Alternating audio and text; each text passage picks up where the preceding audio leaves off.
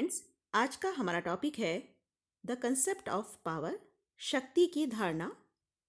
आज के इस वीडियो में हम देखेंगे कि शक्ति से क्या अभिप्राय है, शक्ति कितने प्रकार की होती है, शक्ति का क्या स्रोत है और पॉलिटिकल साइंस में शक्ति के एक जो कंसेप्ट है उसकी क्या इम्पोर्टेंस है। तो आइए हम शुरू करते हैं द कंसेप्ट ऑफ पावर। सबसे पहली बात हम करते हैं कि what is the meaning of power, शक्ति का अर्थ क्या है। देखिए, शक्ति जो शब्द है ये राजनीति विज्ञान में बहुत ही एक जाना पहचाना शब्द है। अगर हम ये बात करें कि राजनीति विज्ञान में ये शक्ति शब्द का प्रयोग कब से किया जा रहा है, तो हम ये कह सकते हैं कि चाहे वो हमारा जो कौटिल्य के दर्शन की अगर हम बात करें, तो कौटिल्य ने भी ये कहा था अपने अर्थशास्त्र में कि दंड शक्ति राजनीति का मूल आधार है। और कौटिल्य ने लिखा था कि समस्त सांसारिक जीवन का मूल आधार दंड शक्ति ही है। इसी तरीके से अगर हम दूसरे विचारकों की बात करें, तो जैसे कि जो कैटलिन है, उन्होंने राजनीति को शक्ति का विज्ञान कहा है। इसी तरीके से जो बेकर हैं, उन्होंने ये कहा कि राजनीति को हम शक्ति से अलग नहीं कर सकते। तो हम ये कह सकते हैं कि पॉलिटिकल साइंस में शक्ति का जो कंसेप्ट है ये बहुत ही पुराना है और सभी विचारकों ने राजनीति विज्ञान में शक्ति के महत्व को स्वीकार किया है। तो शक्ति का अर्थ समझने के लिए हम कुछ विचारकों की डेफिनेशंस की बात करते हैं। तो सबसे पहले हम लेते हैं रॉबर्ट बायस्टेड के अनुसार। रॉबर्ट बायस्टेड कहते हैं कि शक्ति बल प्रयोग की योग्यता है, न कि उसका वास्तविक प्रयोग। तो इन्होंने शक्ति को जो डिफाइन किया है, वो इन्होंने शक्ति को डिफाइन किया बल से कंपेयर करते हुए कि शक्ति का अभिप्राय ये होता है कि अगर आप में बल का प्रयोग करने की योग्यता है, तो बल का प्रयोग करने की योग्यता शक्ति मानी जाएगी, न कि उसका वास्तविक प्रयोग। अगर आपने शक्ति का वास्तविक प्रयोग कर दिया तो इन दैट कंडीशन वो बल बन जाएगा। तो शक्ति का अभिप्राय ये होता है एक तरीके से कि आप में बल का प्रयोग करने की योग्यता होनी चाहिए। दूसरी डेफिनेशन हम लेते हैं मैकाइवर की। मैकाइवर कहते हैं कि शक्ति होने से हमारा अर्थ व्यक्तियों या व्यक्तियों के व्यवहार को नियंत्रित करने, विनियमित करने या निर्देशित करने की क्षमता से है। मैकाइवर कहते हैं कि शक्ति होने का मतलब ये है कि आप व्यक्तियों के व्यवहार को नियंत्रित कर सकें, उन्हें विनियमित कर सकें और उन्हें आप निर्देशित कर सकें। अगर आप में ये क्षमता है कि आप दूसरे व्यक्तियों के व्यवहार को कंट्रोल कर सकते हो, रेगुलेट कर सकते हो, उन्हें गाइड कर सकते हो कि दूसरे व्यक्तियों को क्या व्यवहार करना है, अगर आप ये डिसाइड कर सकते हो तो मीन्स आप में शक्ति है। तीसरी डेफिनेशन है मॉर्गेंथो की। मॉर्गेंथो कहते हैं कि शक्ति का प्रयोग करने वालों तथा उनके बीच जिन पर इसे लागू किया जा रहा है एक मनोवैज्ञानिक संबंध होता है। शक्ति में वह प्रत्येक वस्तु सम्मिलित है जिसके माध्यम से व्यक्तियों पर नियंत्रण स्थापित किया जाता है तथा उसे बनाए रखा जाता है। तो मॉर्गेंथो ये कहते हैं कि जो व्यक्ति शक्ति का प्रयोग कर रहा है और जिसके ऊपर शक्ति का प्रयोग किया जा रहा है, उनके बीच में एक तरीके का मनोवैज्ञानिक संबंध होता है।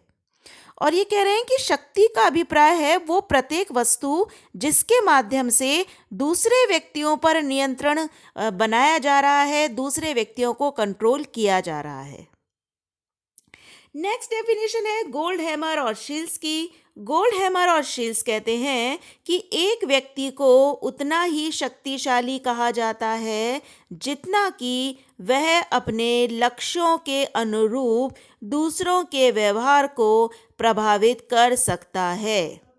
यानी कि शक्ति होने का अभिप्राय ये है कि एक व्यक्ति अपने लक्ष्यों के अनुसार दूसरों के व्यवहार को प्रभावित कर सके, तो उसे हम कहते हैं शक्ति। नेक्स्ट है डेफिनेशन, नेक्स्ट हम ले रहे हैं ऑर्गेंस्की की। और ऑर्गेंस्की लिखते हैं कि शक्ति दूसरे के आचरण को अपने लक्ष्यों के अनुरूप प्रभावित करने की क्षमता है। कि शक्ति होने से अभिप्राय ये है कि कोई व्यक्ति अपने लक्ष्यों के अनुसार अगर दूसरे व्यक्तियों के व्यवहार को प्रभावित कर सकता है तो उसे हम कहेंगे शक्ति। तो इन डेफिनेशंस के आधार पर हम ये कह सकते हैं कि शक्ति होने का अभिप्राय ये है कि एक व्यक्ति अपने लक्ष्यों के अनुरूप दूसरे व्यक्तियों के व्यवहार को प्रभावित कर सके, नियंत्रित कर सके या निर्देशित कर सके, तो उसे हम शक्ति कहेंगे। शक्ति का अर्थ देखने के बाद अब हम देखते हैं शक्ति के स्रोत। शक्ति के क्या स्रोत होते हैं? शक्ति का सबसे पहला स्रोत माना जाता है ज्ञान। ज्ञान शक्ति का बहुत ही महत्वपूर्ण स्रोत है, क्योंकि ज्ञान के माध्यम से ही शक्ति के जो बाकी स्रोत हैं उनका प्रयोग संभव बनाया जा सकता है। नेक्स्ट है प्राप्तियाँ। प्राप्तियों से अभिप्राय एक तरीके से होता है भौतिक सामग्री, यानी कि भौतिक सामग्री, सामाजिक सामग्री, एक व्यक्ति को समाज में क्या स्थिति प्राप्त है, उसका क्या स्तर है, इन सब को हम प्राप्तियों में सम्मिलित करते हैं। नेक्स्ट है संगठन।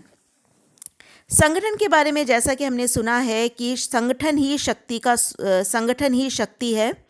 अगर संगठन है बहुत सारी इकाइयों में तो उनकी शक्ति कई गुना बढ़ जाती है।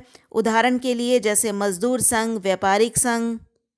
आकार भी एक शक्ति का महत्वपूर्ण स्रोत है और संगठन का आकार जितना अधिक बड़ा होता है उसकी शक्ति उतनी ही अधिक बढ़ जाती है।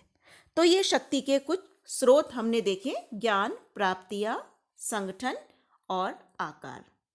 अब हम बात करते हैं शक्ति के प्रकारों की। तो देखिए, शक्ति के जब हम प्रकार की बात करें तो जैसा कि हमने गोल्डहैमर और शील्स की डेफिनेशन पढ़ी थी कि उनका ये कहना था कि एक व्यक्ति को उतना ही शक्तिशाली कहा जा सकता है जितनी मात्रा में वो अपनी इच्छा के अनुसार दूसरों के व्यवहार को परिवर्तित कर सके। तो एक व्यक्ति दूसरों के व्यवहार में परिवर्तन कैसे कर रहा है? व्यवहार में परिवर्तन की धारणा के अनुसार शक्ति 3 प्रकार की होती है। एक है बल, दूसरा प्रभुत्व और तीसरा है चातुर्य। तो सबसे पहली बात हम करते हैं बल की। शक्तिवान व्यक्ति बल का प्रयोग करता हुआ उस समय कहा जाता है जब वह अधीनस्थ व्यक्तियों के व्यवहार को भौतिक शक्ति के माध्यम से प्रभावित करता है। यानी कि जब शक्तिवान व्यक्ति भौतिक शक्ति के माध्यम से दूसरों के व्यवहार को प्रभावित कर रहा है तो वो कहलाएगा बल। इसके बाद बात हम करते हैं प्रभुत्व की। तो प्रभुत्व से क्या अभिप्राय है? जब शक्तिवान व्यक्ति अपनी इच्छा को प्रकट कर दूसरों के व्यवहार को प्रभावित करता है तो वह प्रभुत्व कहलाएगा। यानी कि प्रभुत्व से अभिप्राय है कि जो शक्तिशाली व्यक्ति है वो दूसरे व्यक्ति के व्यवहार को प्रभावित करने के लिए दूसरे व्यक्ति के समक्ष अपनी इच्छा प्रकट करता है, और चूंकि उस व्यक्ति का दूसरे व्यक्ति पर इतना प्रभाव होता है तो वो उसकी बात को स्वीकार कर लेता है।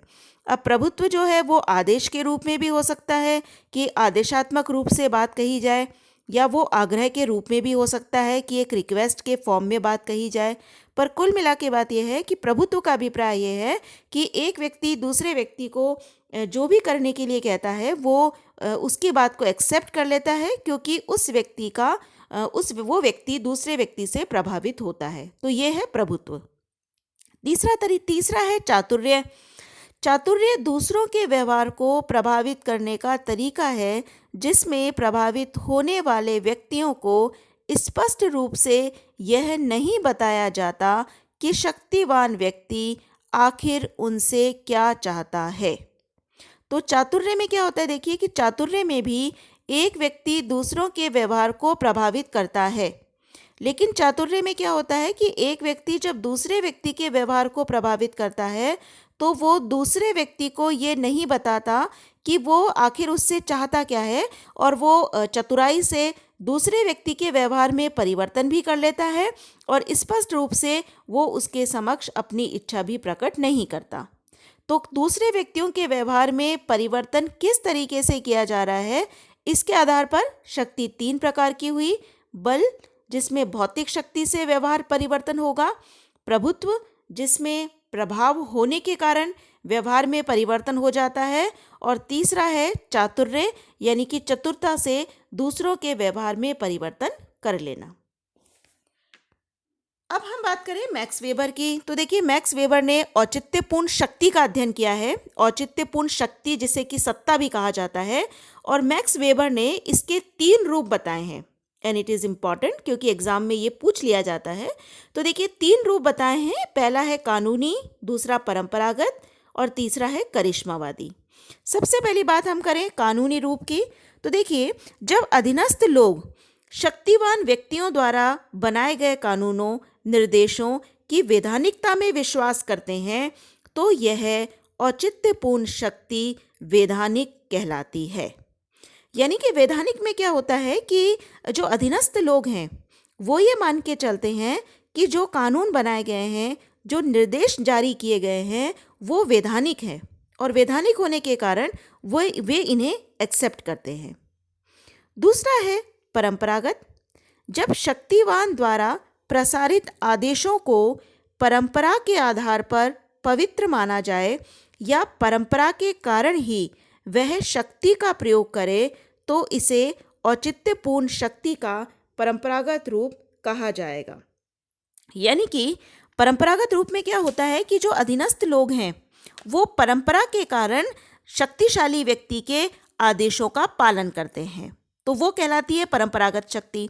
जैसे कि जब हम देखते हैं कि जहाँ राजा महाराजाओं का शासन है, तो वहाँ एक राजा के बाद दूसरा व्यक्ति राजा बनता है, और जो जनता है वो उनके आदेशों को एज इट इज स्वीकार करती है, क्योंकि वहाँ पर ये चला आ रहा है। तो जो चीज़ें परंपरा के कारण एक्सेप्ट की जाती हैं वो कहलाती हैं परंपरागत सत्ता।